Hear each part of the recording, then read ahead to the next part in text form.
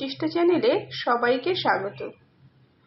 আজকে আমার ছোট্ট ছাদ বাগানে যে সমস্ত সবজি আমি ফলানোর চেষ্টা করেছি সেগুলোই আপনাদের সঙ্গে শেয়ার করব। আমার বাগানটা খুব ছোট, সেই জন্যে বড় বড় গ্রো ব্যাগের মধ্যে সবজি লাগালে আমার বাগানের জায়গাটা ছোট হয়ে যাবে।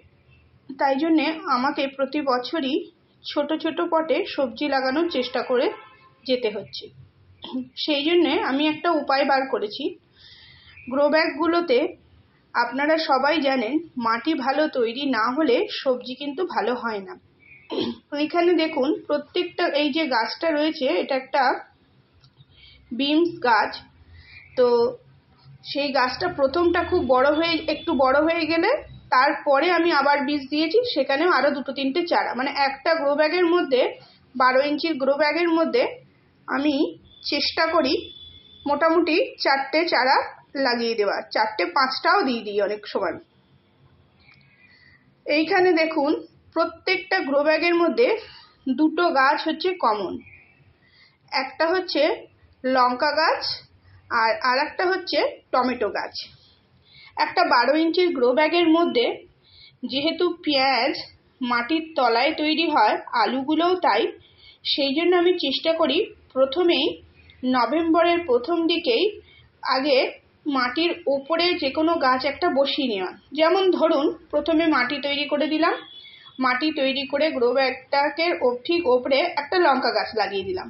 গাছটা যেই ধরে গেল সঙ্গে সঙ্গে তার মধ্যে নভেম্বর মাসেই পেঁয়াজ আলু এইগুলো লাগিয়ে দিলাম, দিয়ে গাছটা দিয়ে হালকা মাটি চাপা দিয়ে দিলাম প্রত্যেকটা তাই, বা কোনোটায় শাক ছড়িয়ে, এটা যেমন মূলো শাক দিয়ে রেখেছি। হ্যাঁ, এবার এর মধ্যে দেখুন এই যে আলু গাছগুলো আছে, প্রত্যেকটা পেঁয়াজ ধনেপাতা সব আছে।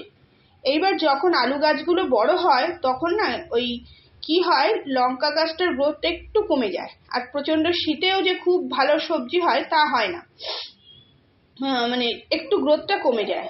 তখন কি হয়, তলায় কিন্তু আলু এবং পেঁয়াজগুলো ভালোই হতে থাকে।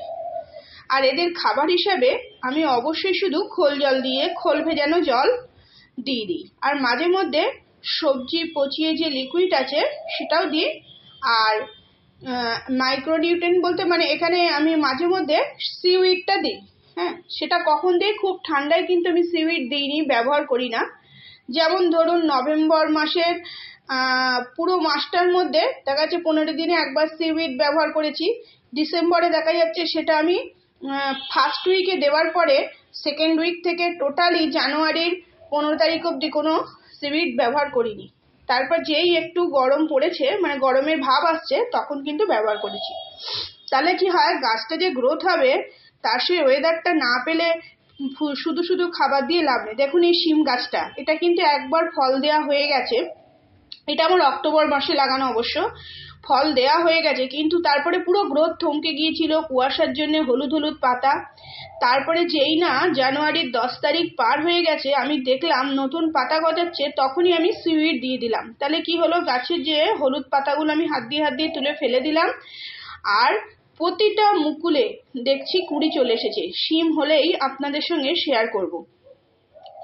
ছোট্ট গাছ, কোনো খাটনি নেই, এটা শুধু শিম গাছটা একটু বসাতে হয় একটু আগে আগে, কেন শিম গাছের গ্রোথটা একবার হয়ে গেলে ফলটা ভালো পাওয়া যায়। আর শিম যে কোনো লতানো গাছ যতটা বড় না হলে তবে তো সে ফল দেওয়ার উপযোগী হয় না, সেই জন্য শিম গাছটার গ্রোথটা আগে করে নিতে হয়, কেন খুব শীত পড়ে গেলে এর গ্রোথটা কিন্তু থমকে যায়। আর প্রত্যেকটা পটের মধ্যে দেখুন এই যে মূলো শাক দেওয়া আছে, তার আগে সর্ষে শাক মূলো শাক এগুলো দেওয়া ছিল। আর এই যে টমেটোর চারাগুলো দেখছেন, এগুলো আমার কোনোটাই বীজ থেকে লাগানো না।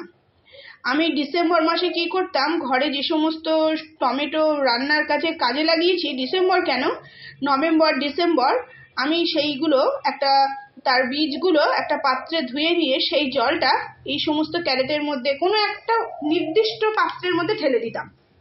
এবার এমনিতেই তারা এই ওয়েদারে চারা বেরিয়ে গেছে, সেই চারাগুলো যখন একটা চারা একটু হেলদি হয়েছে সেগুলো তুলে তুলে বিভিন্ন গ্রো ব্যাগের মধ্যে বসিয়ে দিয়েছি।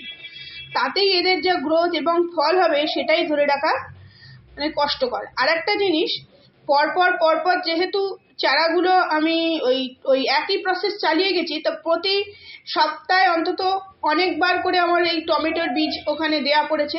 তো যে চারাগুলো বেশ হেলদি সুন্দর সেই চারাগুলোই কিন্তু আমি লাগিয়েছি। তো যাদের ছাদ বাগান ছোট তারা গোটাকত ক্যারেট আর এই যে 12 ইঞ্চির যে গ্রো ব্যাগগুলো রয়েছে এই নিয়ে আসলেই শীতের টুকটাক সবজি ছাদে করে মানে তার আনন্দটা নিতে পারেন। এখানে যে প্রচুর খাওয়াটার থেকেও বেশি আনন্দ আমার ছাদে যে সবজি গাছ হচ্ছে, তারপরে যখন ধীরে ধীরে আমরা এগুলো বানাতে শিখে যাব তখনই কিন্তু আমি হারভেস্টিংটা বেশি পাবো। দেখুন আমার ছোট ছোট কন্টেনারের মধ্যে এখানে কিন্তু সবজি গাছ লাগানো আছে। হ্যাঁ, শাকটা কি করতে হয়, মাটি তৈরি করা হয় মানে মাটি তৈরি করার সময় সময় মানে যদি সবজির খোসা তারপরে মাটির লেয়ারে যখন পরপর নতুন মাটি তৈরি করি তার উপরের লেয়ারে যদি শাকটা দিয়ে দিই তাহলে শাকটাও রেডি হয়ে যায়, মাটিটাও রেডি হয়ে যায়। তারপরে প্রথম হারভেস্ট করে নেওয়ার পর তারপরে অন্য কোনো গাছ বসালে কিন্তু বেশি ভালো হয়, কেন ততদিনে সেই গাছের জন্য উপযোগী মাটিটাও তৈরি হয়ে গেল, এদিকে আমার শাকটাও খাওয়া হয়ে গেল। এইখানে দেখুন কিছু রসুন গাছ রয়েছে, ভালোই গ্রোথ হচ্ছে।